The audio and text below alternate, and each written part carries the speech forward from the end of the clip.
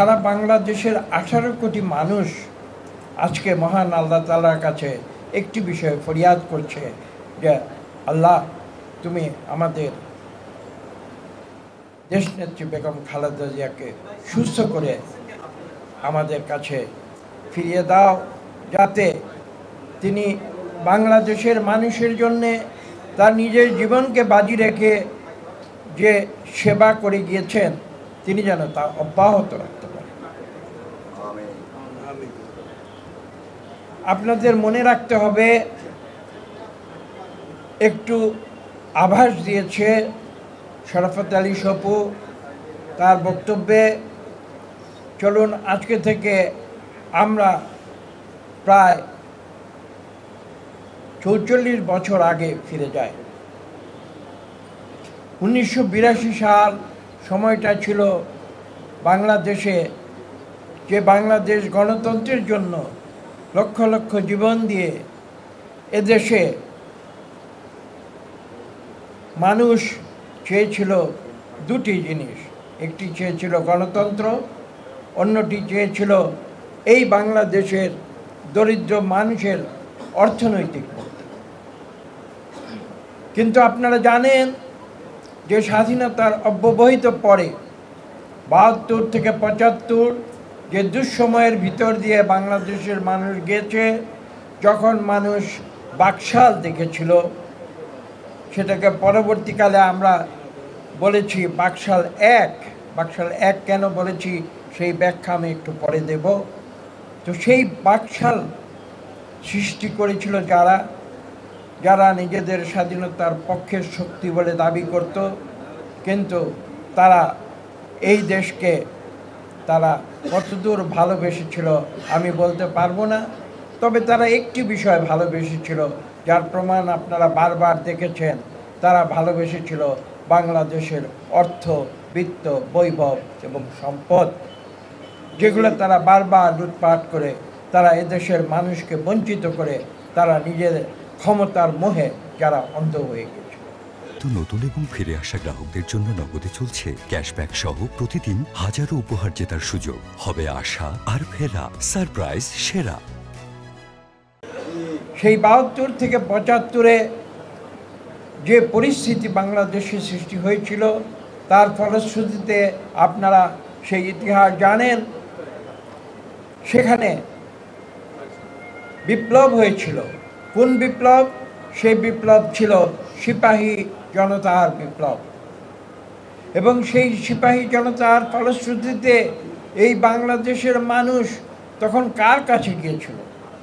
তারা গিয়েছিল আমাদের শহীদ প্রেসিডেন্ট জিয়া রহমানের কাছে, যিনি ৭১ সালের ২৫শে মার্চের কালো রাতে যখন পাক হানাদার বাহিনী হায়নার মতো যখন এই দেশের নিরীহ মানুষের উপরে ঝাঁপিয়ে পড়েছিল, যখন তিনি সাহসিকতার সঙ্গে বলেছিলেন আই রিভোল্ট, এবং যিনি বলেছিলেন I do hereby declare the independence of Bangladesh. এবং সেই জিয়া রহমানের কাছে তখন মানুষ গিয়েছিল কেন? তারা গিয়েছিল সেই ধ্বংসপ্রাপ্ত প্রায় বাংলাদেশ ৭২ থেকে ৭৫-এ সেই বাংলাদেশকে নতুন করে গড়ে তোলার জন্য।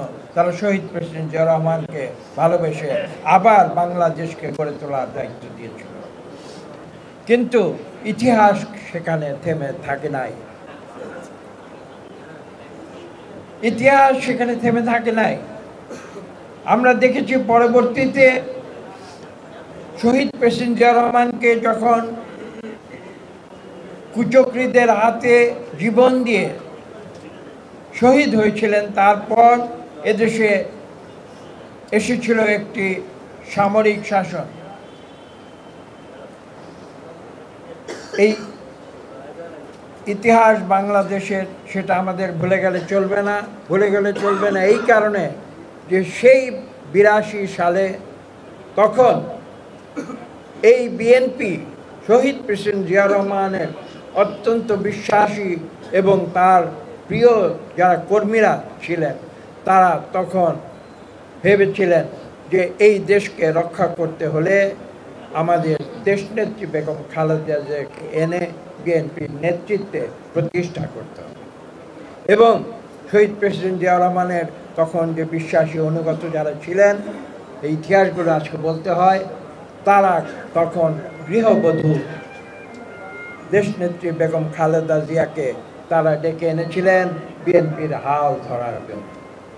এবং তিনি হাল ধরেছিলেন, শুধু তাই নয়, আপনাদের মধ্যে যারা বয়োবৃদ্ধ যারা রয়েছেন, যারা সেই সময় রাজনীতির যে ধারাবাহিকতা তার সঙ্গে পরিচিত রয়েছেন, তারা জানেন যে ৮২ সাল থেকে দীর্ঘ প্রায় ১ দশক দেশনেত্রী বেগম খালেদা জিয়া শুধু বিএনপির নেত্রী হিসেবে নয়, বিএনপির একজন সাধারণ কর্মীর মতো তিনি রাজপথে ছিলেন।